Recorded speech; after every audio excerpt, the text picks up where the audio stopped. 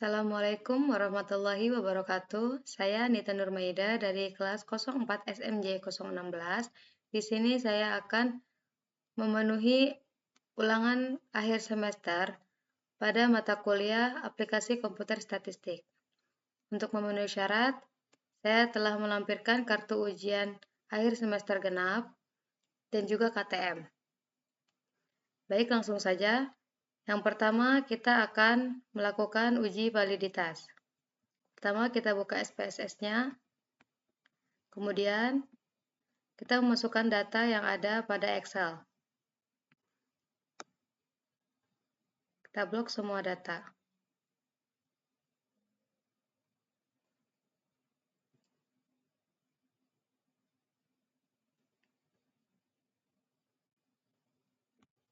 Setelah itu kita copy dan dimasukkan ke data view pada aplikasi SPSS. Baik, data sudah terlihat. Untuk mempersingkat, kita akan memasukkan terlebih dahulu semua variabelnya. Selanjutnya kita memasukkan variabel X2. Kita blok seperti tadi.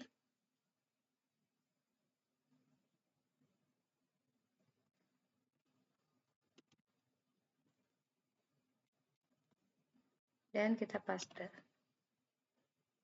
Selanjutnya, kita masukkan variabel Y.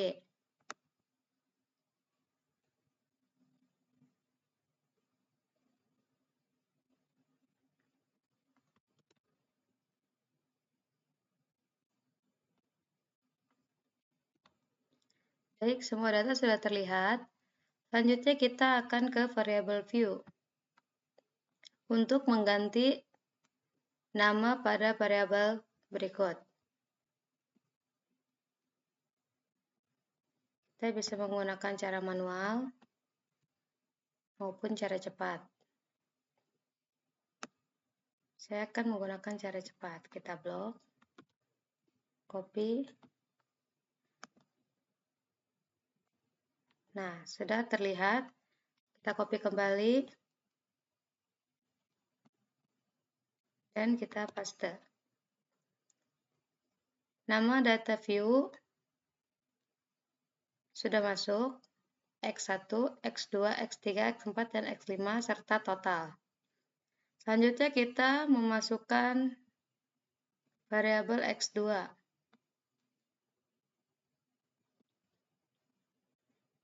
Kita akan melakukan hal yang sama.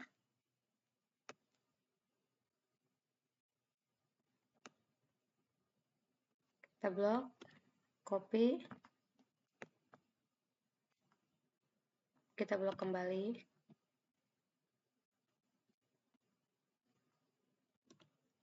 Nah, setelah itu kita memasukkan nama dari variabel Y.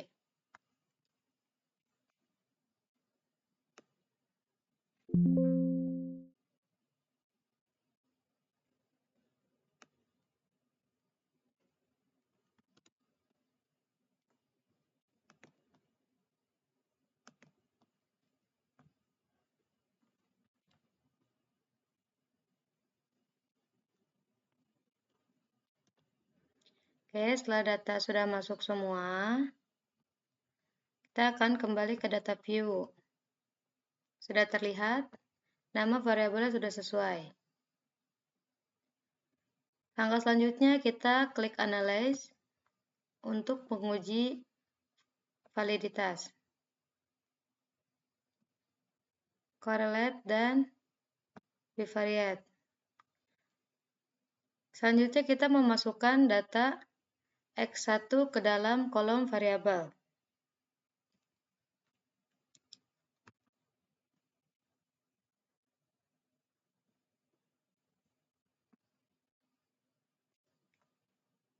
Setelah itu,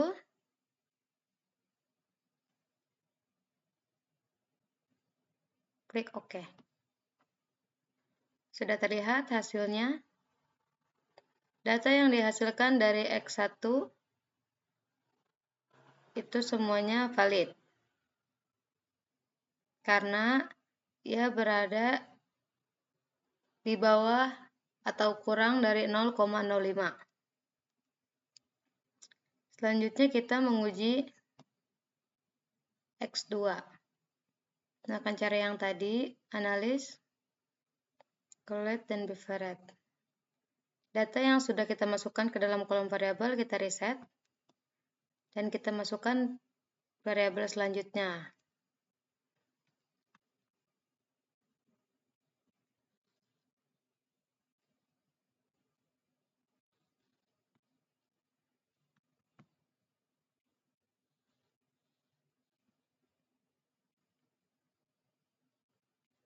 Dan dimasukkan ke kolom variabel. Setelah itu kita klik OK.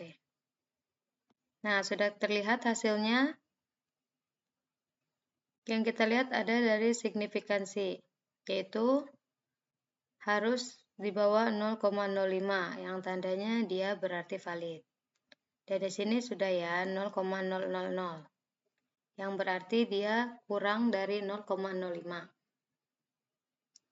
Selanjutnya kita menguji variabel Y dengan melakukan langkah yang sama. Kita reset dan masukkan data Y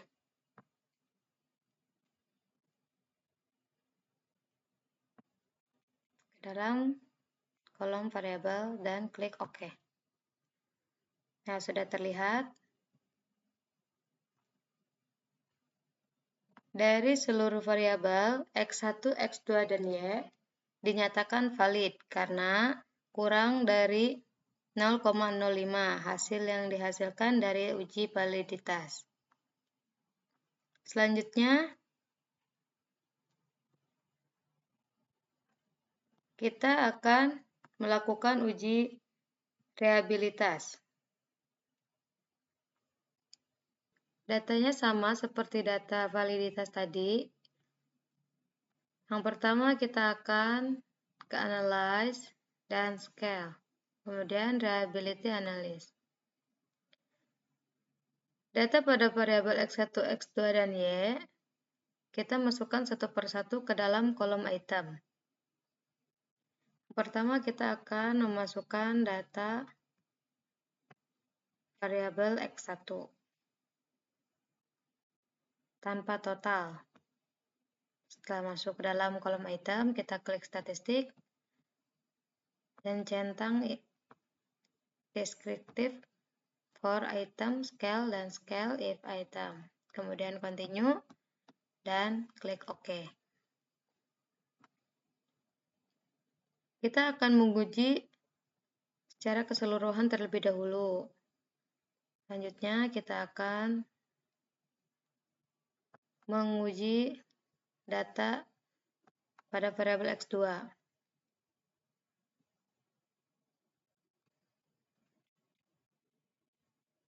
Kita blok.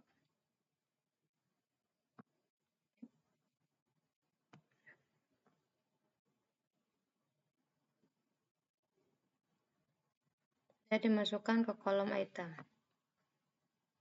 Kemudian statistik dan centang. Continue dan OK.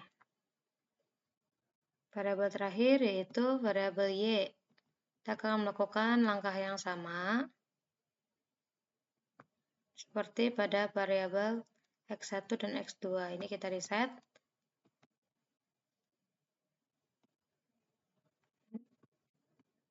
Dan masukkan data pada variabel Y.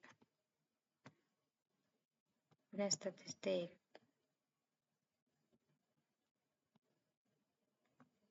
Continue dan OK. Oke, sudah selesai. Seluruhnya sudah kita uji dan hasilnya kita bisa lihat dari reliability statistik.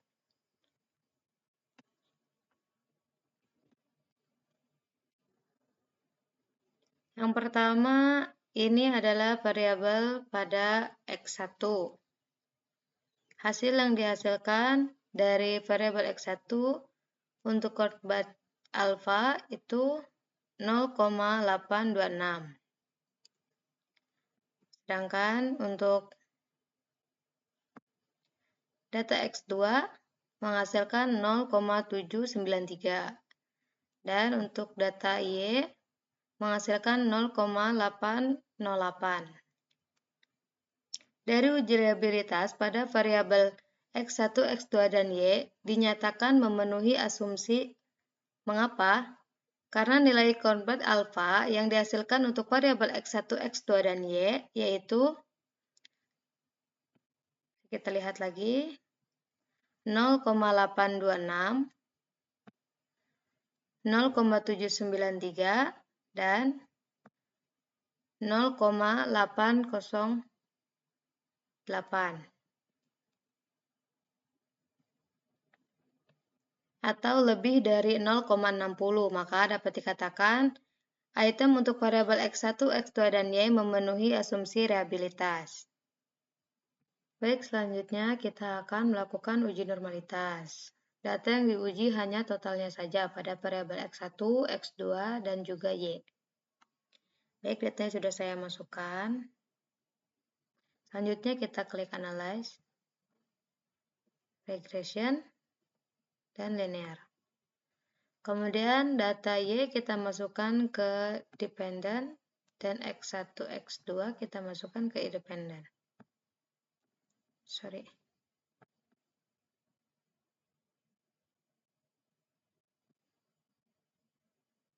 Oke, seperti itu ya. Setelah itu kita klik Save dan centang ini.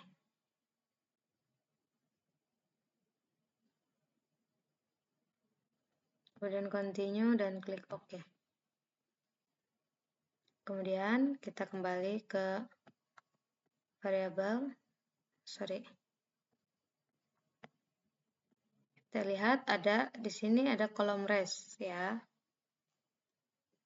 Untuk mengujinya kembali kita klik Analyze, Non-Parametric Test,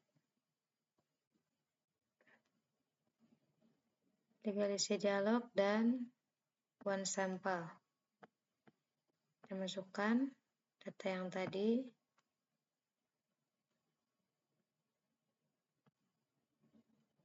Kemudian klik OK. Baik, hasil yang dilihat untuk uji normalitas terlihat pada kolom One Sample. Di sini data yang dihasilkan berdistribusi normal. Mengapa? Karena hasil dari uji normalitas pada data variabel X1, X2, dan Y dinyatakan berdistribusi normal karena hasil yang didapat dari data variabel X1, X2, dan Y yaitu 0,200 atau lebih besar dari 0,05. Baik, selanjutnya kita akan melakukan uji korelasi. Data yang dimasukkan sama seperti data normalitas. Yang kita masukkan hanya totalnya saja. Pertama, kita klik Analyze, Correlate dan Bivariate. Nah, sudah saya masukkan. Pakai Reset dan kita masukkan ke dalam kolom variabel. Kemudian klik OK. Sudah terlihat hasilnya. Dari hasil output dapat dijelaskan bahwa korelasi antara X1 terhadap Y didapat nilai koefisien sebesar 0,519. Karena koefisien mendekati 1, maka dapat disimpulkan bahwa antara X1 terhadap Y memiliki hubungan yang kuat. Dari output didapat signifikansi sebesar 0,000. Karena signifikansi lebih kecil dari 0,05, maka HO ditolak. Jadi dapat disimpulkan bahwa ada hubungan antara X1 terhadap Y, sedangkan korelasi antara X2 terhadap Y yaitu mendapat nilai sebesar 0,6 0,08. Karena koefisien mendekati 1, maka dapat disimpulkan bahwa antara X2 terhadap Y memiliki hubungan yang kuat. Dari output dapat signifikansi sebesar 0,000. Karena signifikansi lebih kecil dari 0,05, maka H0 ditolak. Jadi dapat disimpulkan bahwa ada hubungan antara X2 terhadap Y. Baik, selanjutnya saya akan menjelaskan uji determinasi partial dan berganda. Sebelumnya, sedikit menjelaskan untuk klasifikasi koefisien korelasi, yaitu 0 tidak memiliki korelasi, untuk 0 sampai 0,49 dinyatakan korelasi lemah, untuk 0,50 korelasi dinyatakan moderat, untuk 0,51 sampai 0,99 korelasi dinyatakan kuat, dan untuk 1 maka korelasi dinyatakan sempurna. Baik, langsung saja kita akan menguji determinasi partial. Datanya sudah saya input, sudah saya masukkan ke dalam data SPSS. Karena yang kita uji adalah uji determinasi partial, maka yang kita uji hanya satu variabel saja, X1 terhadap Y. Langsung saja, pertama kita klik Analyze, Regression, kemudian Linear. Untuk data X1 kita masukkan ke independen, dan data Y kita masukkan ke dependen. Kemudian klik OK. Hasilnya sudah keluar dari outputnya, dan dilihat dari model summary untuk menentukan interpretasinya.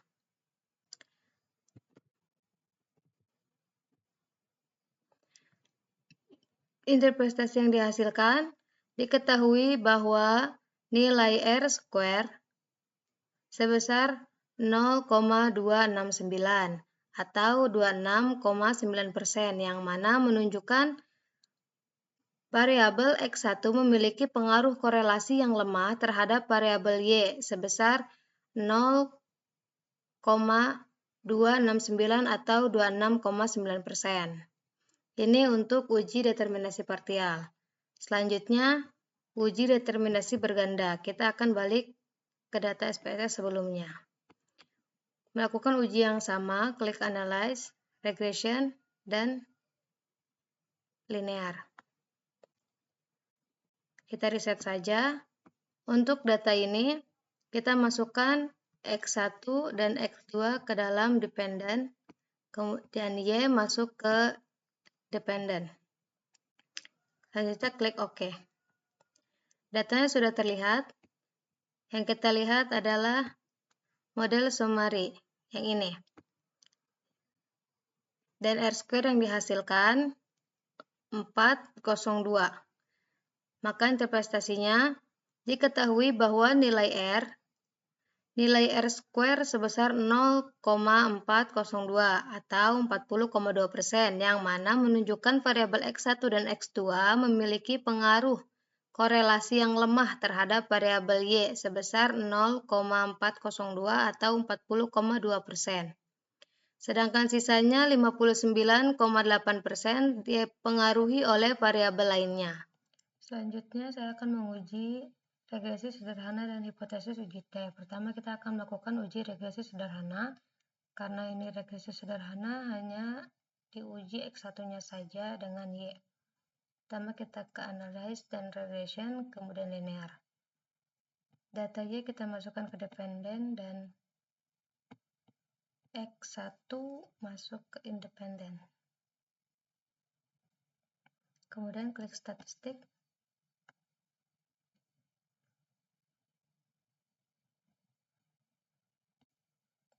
Continue dan Plot.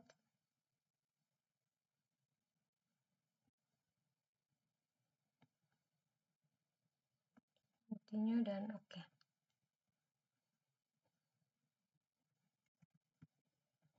Oke, caranya sudah terlihat. Yang kita lihat adalah dari kolom koefisien. Untuk uji regresi sederhana memiliki rumus Y sama dengan A tambah BX. Y-nya 8, Y sama dengan alfa. Alfanya 8,879 ditambah BX adalah 0,535. Interpretasinya, nilai konstanta A menunjukkan nilai sebesar 8,879, yang artinya jika tidak terjadi perubahan variabel independen atau nilai X adalah 0, maka nilai variabel Y sebesar 8,879. Untuk nilai koefisien regresi variabel X adalah 0,535 bernilai positif. Hal ini menunjukkan bahwa setiap penambahan variabel X, maka variabel Y akan mengalami peningkatan sebesar 0,535.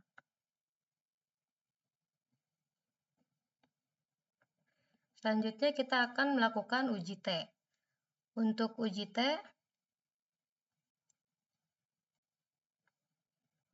T, pengambilan dasar keputusan uji T apabila nilai sig lebih kecil dari 0,05 atau nilai T hitung lebih besar dari T tabel, maka terdapat pengaruh variabel X terhadap variabel Y, begitu juga sebaliknya. Di sini saya sudah mencari data untuk T tabel. Rumusnya T tabel sama dengan T dalam kurung alfa dibagi 2 banding N dikurang K dikurang 1. Untuk alfanya 0,05 dibagi 2, jadi hasilnya 0,025. 144 adalah jumlah responden, dan K adalah jumlah variabel independen. Karena yang diuji hanya satu variabel, jadinya di sini hanya satu. 144 dikurang 1 dikurang 1, jadinya 142. Untuk itu kita lihat T tabel.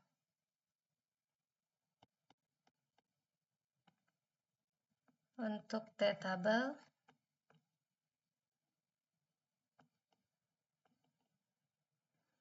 T tabelnya 0,025, 142.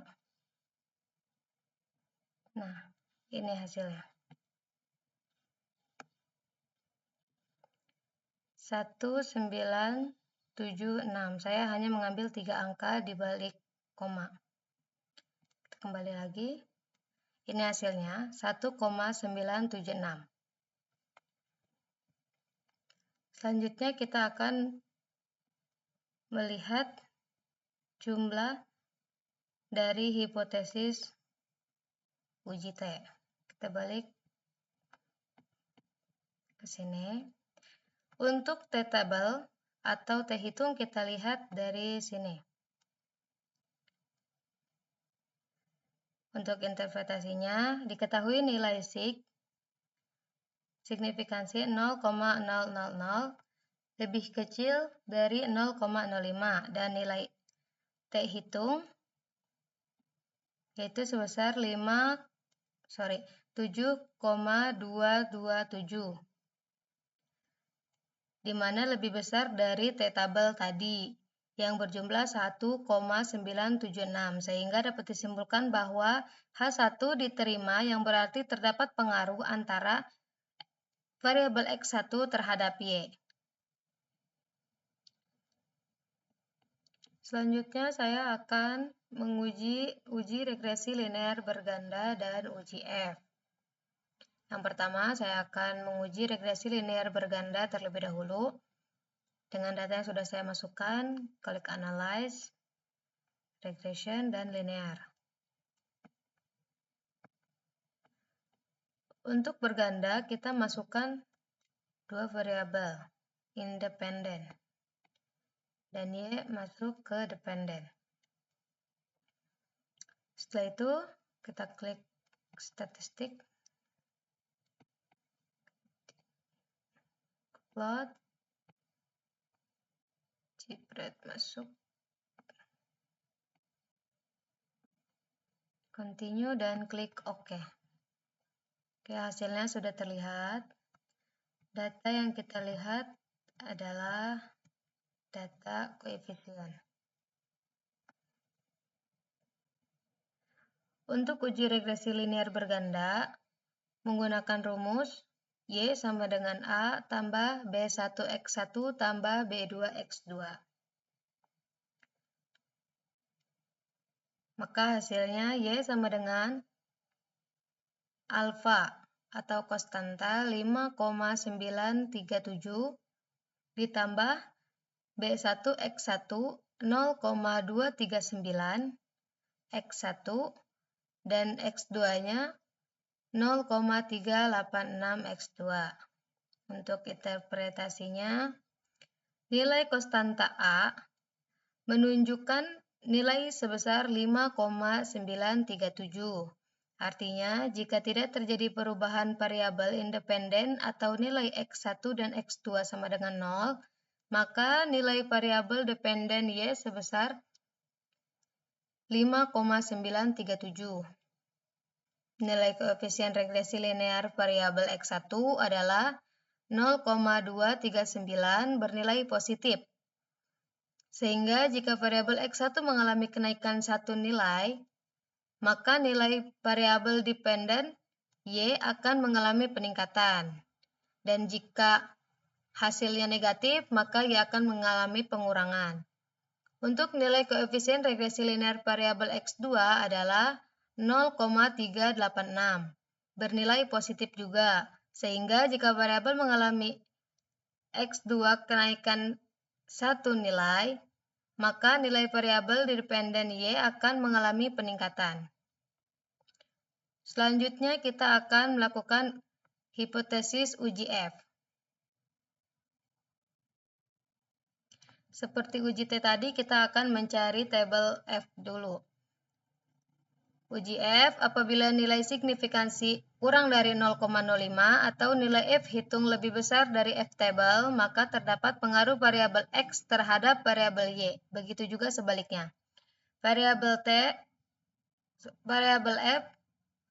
F table sama dengan F dalam kurung K banding N dikurang K.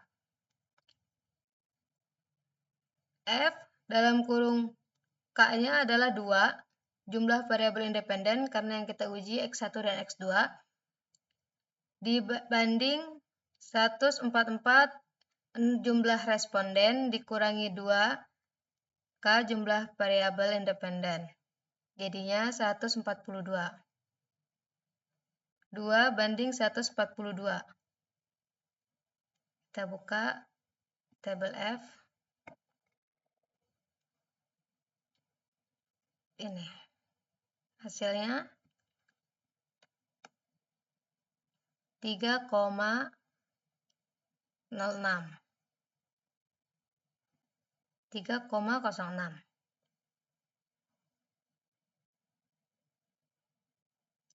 Untuk melihat tabel uji F, kita melihat di kolom ANOVA. Untuk interpretasinya, diketahui nilai signifikansi 0,000 lebih kecil dari 0,05 dan nilai F hitung sebesar 47,459 lebih besar dari 3,06. Sehingga dapat disimpulkan bahwa H3 diterima yang berarti terdapat pengaruh antara variabel X1 dan X2 terhadap Y. Cukup sekian yang bisa saya jelaskan, kurang lebihnya mohon maaf. Wabillahi taufiq wal hidayah. Wassalamualaikum warahmatullahi wabarakatuh.